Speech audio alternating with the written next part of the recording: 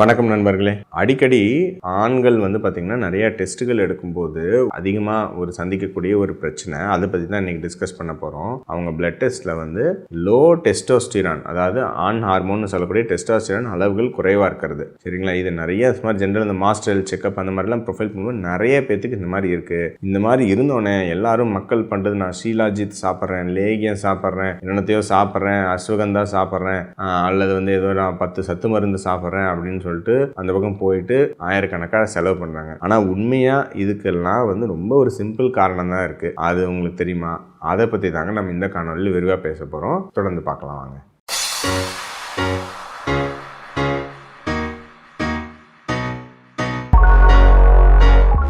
Testosterone அப்படின்னா என்னங்க? அதாவது ஆணுக்கு ஆண் தன்மை கொடுக்கக்கூடிய உங்களுக்கு அந்த ஹார்மோன் தான் டெஸ்டோஸ்டிரான். இப்போ பெண்களுக்கு ஈஸ்ட்ரோஜன், ப்ரொஜெஸ்ட்ரான் அப்படின்னு சொல்லுவோம். அது மாதிரி ஆணுக்கு டெஸ்டோஸ்டிரான்ங்கிற ஹார்மோன். சரிங்களா? ஸோ இந்த டெஸ்டோஸ்டிரான் அப்படிங்கிற ஹார்மோனோட அளவுகள் உங்களுக்கு ரத்தத்தில் குறைவாக இருந்தால் உங்களுக்கு ஏதோ ஒரு காரணத்தினால உங்களுக்கு விந்தணு குறைபாடோ அல்லது அது சார்ந்த பிரச்சனைகள் அந்த மாதிரி விஷயங்கள் நடக்கலாம். ஸோ அதனால் அவங்க ஒரு கன்சீவ் ஆக ட்ரை பண்ணுறாங்க, பேபி பிளான் பண்ணுறாங்க அப்படின்னா அவங்களுக்கு அந்த குழந்தை பேருக்கு இது தடையாக இருக்கலாம். வேறு சில பிரச்சனைகளும் வரலாம். இந்த டெஸ்டோஸ்டிரான் அளவுகள் கம்மியாக இருக்கிறது. உண்மையாக டெஸ்டோஸ்டிரான் கம்மியாக இருக்கிறதுக்கான காரணங்கள் என்ன? நிறைய பேர் இது பண்ணோன்னே ஏதோ ஒன்று சும்மா சம்மந்தம் இல்லாமல் ஏதோ ட்ரீட்மெண்ட் எடுக்க ஆரம்பிச்சிருக்காங்க. காரணம் பார்ப்போம். பிரைமரி ஹைப்போகொனாடிசம் அப்படின்னு சொல்லுவாங்க. அப்படின்னா என்னன்னா, ஒரு பெரும்பாலான ஒரு சின்ன சதவீத மக்களுக்கு உண்மையா அந்த டெஸ்டிஸ்ன்னு சொல்லக்கூடிய அந்த உறுப்பே பார்த்தீங்கன்னா சில மரபணு காரணங்கள்னாலேயோ வேற சில காரணங்களாலேயோ வீக்கா இருக்கும். சரிங்களா? அதனால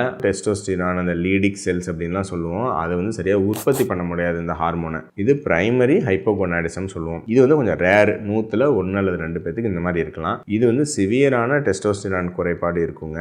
இவங்களுக்கு பெரும்பாலும் நம்ம ரீப்ளேஸ்மெண்ட் இன்ஜெக்ஷன்ஸாவோ ஹார்மோன்ஸாவோ அல்லது வேற சில சிகிச்சைகள் பண்ண வேண்டியிருக்கும். ஓகே. ரெண்டாவது செகண்டரி ஹைப்போகொனாடிசம். இது நம்ம பிரெயின்ல இருந்து இருக்கிற காசஸ்னாலேயோ அல்லது வேற சில தீராத நோய்கள்னால, கிட்னி ஃபெயிலியர், லிவர் ஃபெயிலியர் அந்த மாதிரி நோய்கள்னால, வேற ஏதாவது ஹார்மோனல் காரணங்களால, பிட்யூட்டரி கிளாண்டுன்னு சொல்லுவோம், அதுல இருக்கிற கோளாறுகள், இதனால பார்த்தீங்கன்னா அவங்களுக்கு அந்த சிக்னல், அதாவது நம்ம மூளையில ஹைப்போதலாமஸ்னு ஒரு பகுதியிலேருந்து சில GnRH அப்படின்னு ஒரு ஹார்மோன் சிக்னல் வரும். அந்த சிக்னல் கரெக்டாக இல்லைனாலும் உங்களுக்கு டெஸ்டோஸ்டிரான் உற்பத்தி கம்மியாகும்.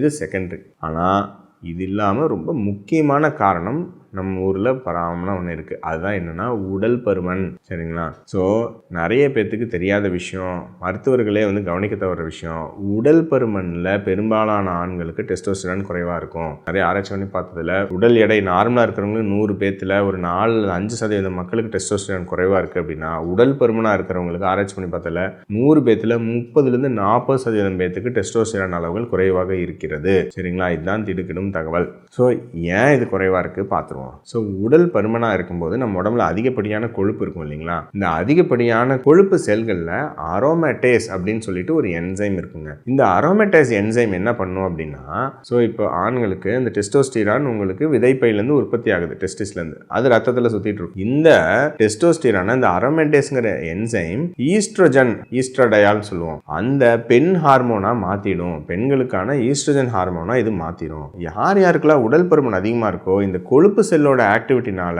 இந்த அரோமேட்டேஸ் என்சைமோட ஆக்டிவிட்டினால ஆண் ஹார்மோன் பெண் ஹார்மோனா மாறிடும். அதனால தான் உடல் பருமன் அதிகமாக இருக்கிறவங்களுக்கு பார்த்தீங்கன்னா நிறைய பேருக்கு பார்த்தீங்கன்னா பெருசாக மீசை வளர்ச்சி இருக்காது, தாடி வளர்ச்சி இருக்காது. சரிங்களா?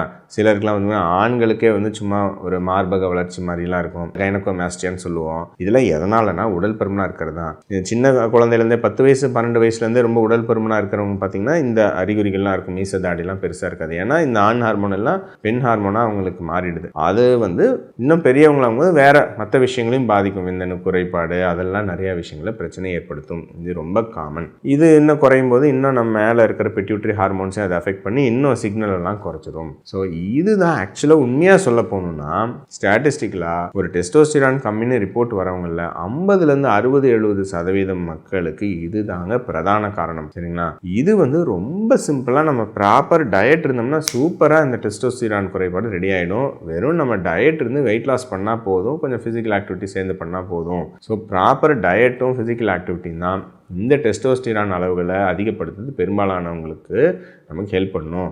நீங்கள் ஒரு ரிப்போர்ட் பார்க்குறீங்க, டெஸ்டோஸ்டிரான் அளவு குறைவாக இருக்குது அப்படின்னு சொல்லிட்டு நீங்கள் கண்ட சப்ளிமெண்ட்ஸு, லேகியம், மருந்துகள் அது இதுன்னு நீங்கள் சிகிச்சைன்னு செலவு பண்ண வேண்டாம். சரிங்களா? நீங்கள் ஃபஸ்ட்டு உடல் எடை அதிகமாக இருக்கீங்களா, நீங்கள் ஃபஸ்ட்டு வெயிட்டை குறைங்க, டயட் கரெக்டாக ஃபாலோ பண்ணுங்கள், ஃபிசிக்கல் ஆக்டிவிட்டி பண்ணுங்கள். உங்களுக்கு வெயிட்டு குறைச்சோன்னா ஆட்டோமேட்டிக்காக டெஸ்டோஸ்டிரான் 3 to 6 மாதத்தில் அதிகமாகிறது நீங்களே கண்கூட பார்க்க முடியும். அதுக்கப்புறமும் ஏறலைன்னா தான் நம்ம வேறு ஏதாவது காரணம் இருக்கான்னு செக் பண்ணணும். ஸோ இந்த கருத்தை நீங்கள் வச்சுங்க. ஸோ யாரெல்லாம் ஆண்களுக்கு டெஸ்டோஸ்டிரான் அளவு கம்மியாக இருக்கோ அல்லது அதனால் வேறு எதுவும் விந்தணு குறைபாடு, உங்களுக்கு மொட்டிலிட்டி இஷ்யூஸ், அந்த மாதிரி கவுண்ட் கம்மியாக இருக்குது, அந்த மாதிரி பிரச்சனை இருக்குது, இது மாதிரி எதாவது இஷ்யூஸ் இருந்தால் நீங்கள் பண்ண வேண்டியது ஃபஸ்ட்டு உடல் எடை அதிகமாக இருந்தால் உடல் எடை குறைக்கிறதுக்கு ப்ராப்பரான டயட்டுங்க.